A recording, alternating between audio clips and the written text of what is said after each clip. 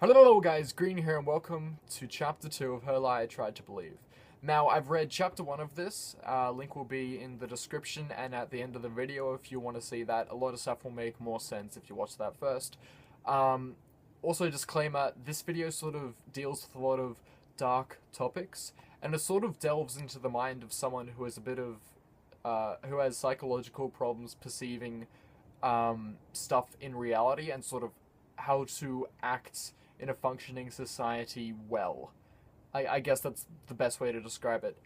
So if you don't really want to... This isn't necessarily sad, but it is serious, and so if if you want to watch something fun and happy, go watch one of my other videos. I've got plenty of them. I'll leave some in the description at the end of the video, but this is, sort of a story of something a bit more darker, and it's not normally what I do, but let's get into it.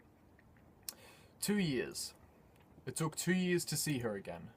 By that time, my majoring was well underway, and I was starting to become used to the university lifestyle. I was living on my own inside a gloomy one-room apartment for less than a year. I had zero passions, and I only knew how to do one thing correctly, which is, of course, studying, as if I was subject to a curse of a long time ago. I don't know why I was so into it. Yeah, I'll probably have a lot of doors opened up to me in the future, but what if I don't want to enter any of them? I have no motivation to climb up the ladder, and I surely wouldn't know what to do with all the money being thrown at me. But I guess this type of attitude could attract some people, as if they know talking to you could inevitably boost their own self-esteem. And that's how I made my first friend, since, well, have I ever had a friend before? Well, it's not as if I was seeing him as a friend either way. He was in most of my classes during high school and took that as an opportunity to start socializing with me during our courses together. I went with the flow, finding my own amusement in his somewhat carefree demeanor. That's when one day, out of nowhere, he decided to invite me to this. I don't remember how it is pronounced. I can't call it a date? A group date, maybe? Fuck it. Anyway, it was the thing where a group of men and women of the same age and logically of the same number meet with each other almost for the first time in an attempt to find love. It was obviously a cheap excuse for trying to find somebody to empty your load in, but whatever, to the point I was in, it didn't matter all that much. Trying to fuck someone was, as most of the men my age, any age really, was one of my priorities, even though it was pretty much inaccessible. I didn't get out of my way to try and have sex, and that's probably the reason why I had zero sex life. So I accepted. He was kinda odd though. He said to me, "You won't regret it, Tim. I even have a surprise waiting for you." And he would laugh at me like an imbecile. He was an imbecile. I only realized what he meant by that when I entered the bar we were meeting at. There were 7 waiting, 8 with me. 4 boys and 4 girls. 2 of those girls were completely unattractive, fat or with a big chin and a weird hairstyle. The other one was already almost in bed with that big-mouthed guy, so those 3 were unfuckable. That was my first thought upon entering the bar. The second thought wasn't as different from the first one, but it was still very surprising indeed. It was her. She was there, drinking a beer casually, talking with that other guy. Sports-like type. Another one unfuckable, but of course not for the same reason. Should I just get out of here? This is so pitiful, it's not even funny. That's when Mike, my friend, noticed my arrival and forcefully introduced me to the group. "Oh, this is the guy I was talking about. Hey Tim! Come, don't be shy, we were just waiting for you." Tisk, I almost clicked my tongue out loud, but I thought otherwise. Maybe that big chin one would be fuckable with a couple of beers. I sat next to my friend. I tried not to look too much on the right-hand side of the table because the symmetry irritated me somehow. He said my name out loud and said everyone's names right after. I don't remember any of them, and I seriously don't want to use even the most useless parts of my brain to store one of them. I still politely greeted everyone until it came to that name. And I could introduce you to Cassandra, but I guess I don't have to, right? Hee hee. I looked at him annoyed. He's clearly happy to introduce her to me, as though me meeting her again would make me happy, like it's a gift or something. Why the fuck does he even know the fact that we knew each other? I said, yeah, with a hand scratching my hair, a bit flustered. Likewise, she didn't look my way all that much and only said hi, with a voice that could be misunderstood as a whisper. I'm grateful for that. Even if I harbored hate for her for the most of my life, and probably still, the fact that she understood my reluctance to face her was what saved the little composure I had left. So I was able to enjoy my beer while chatting with the group of people around me, and it didn't disturb me all that much that she was actually there. It was just that, in the heat of the moment, I didn't know what to think of. I didn't even understand the feeling I had for her anymore. I hated her for so long a time that for me, it was as though she wasn't even human. And the fact that she had disappeared completely from my life at one point, my mind only assumed she was dead. So a non-human presumed dead, looking so lively and joyous, it was only natural that I baffled a bit. Yeah, that's a good reason. She was sexy. No longer cute or beautiful, but sexy. She had a blue shirt which underlined well her overly seductive forms, a black skirt that I couldn't see very well due to the table, and her hair was loose and ended a bit under her chest. I tried not to look at her, but it was hard when surrounded by ugly girls. I still did what I must and tried to hook up with the chin girl in front of me. After an hour and a half, I was at my 4th beer and the first couple decided to finish the night alone. This made things a bit complicated. Now there were me, the fat girl, my friend, Big Chin, the sports dude, and whatever, the other girl that I once knew. So it was obviously becoming harder and harder to actually not interact with her. That's when the phone of the girl in front of me, Chin, started vibrating. She became kinda hysterical by I think it was a message that she received on her phone. She said a couple of words to the fat girl seated next to her and then took off. The fat girl looked at me a bit awkward and said, "Sorry, her ex just texted her, so," as if it was the most understandable thing in the world. So that ugly chick just dumped me for a guy that probably flashed her a while ago. I was depressed, but not for her to punish her per se, obviously. At least the alcohol started to do its work. That's when everything started to turn into the wrong direction. My friend, who was seated on my left in front of the fat chick, was now seated on my right. The sports dude who once chatted with that girl was now enjoying his time with the fat chick on my left. That's when I realized that my friend, without notifying me in advance, started a group conversation with her and me. "So, where do you two know each other from?" I was staring at the table, or maybe at the beer in my hand, trying not to look too interested. I think she answered him something while giggling, but I don't remember all that much. She seemed to be drinking quite heavily.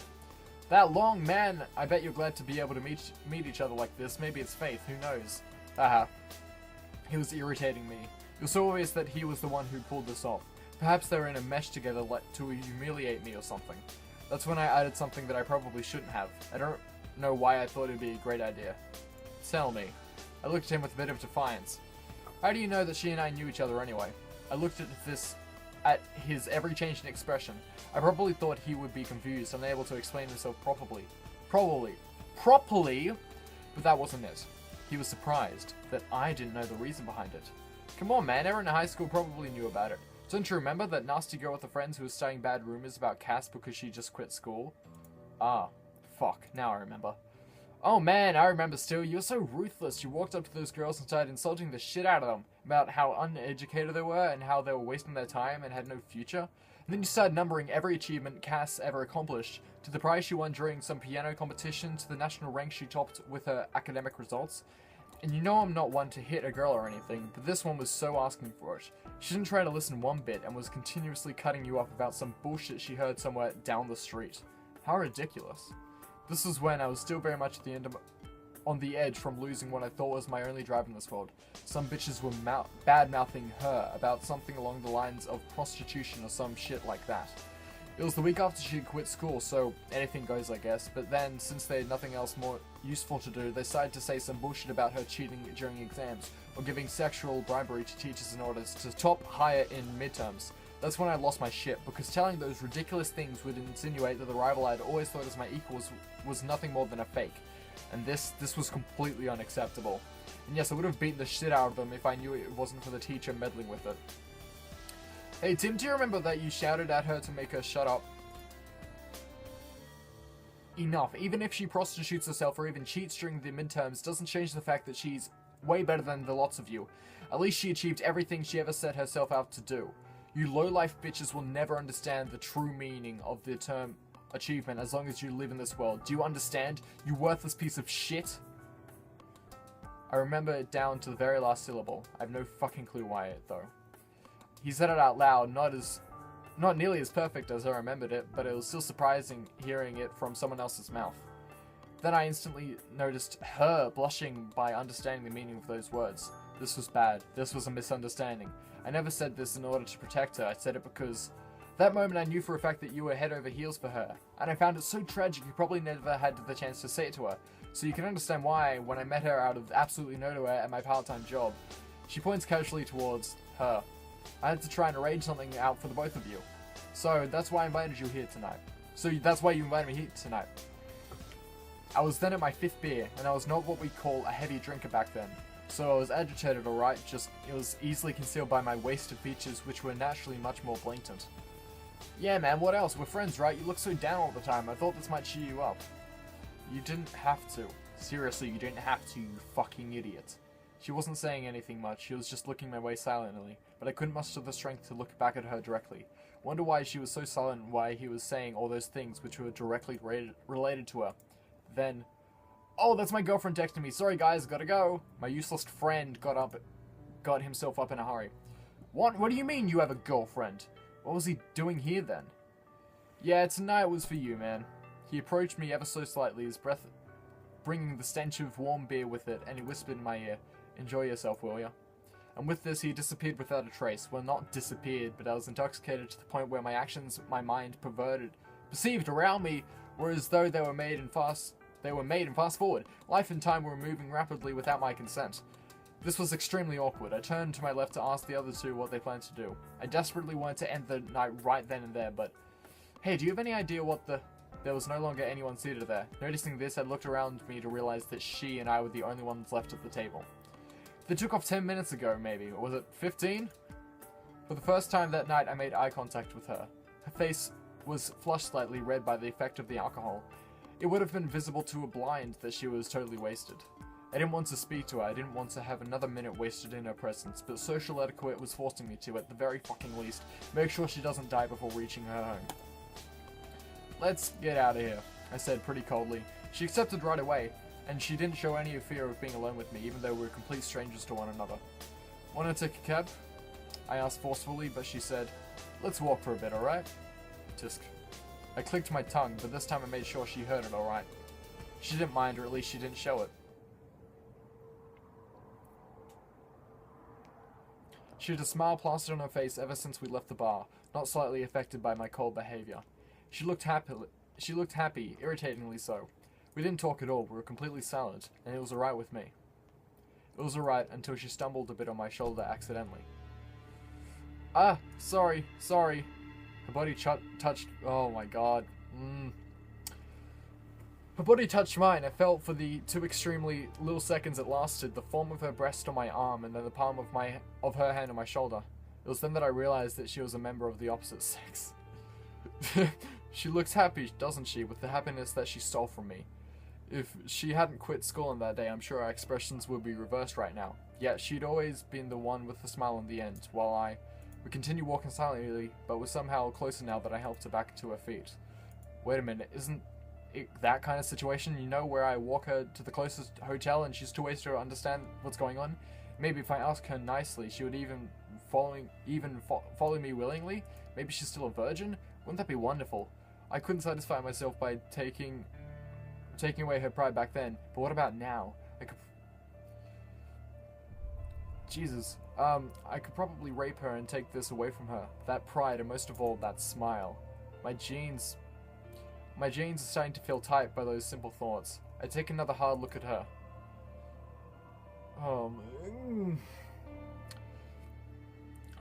Yes, what a beautiful body she has. Those hips and those breasts. Even her lips seem obscene right now.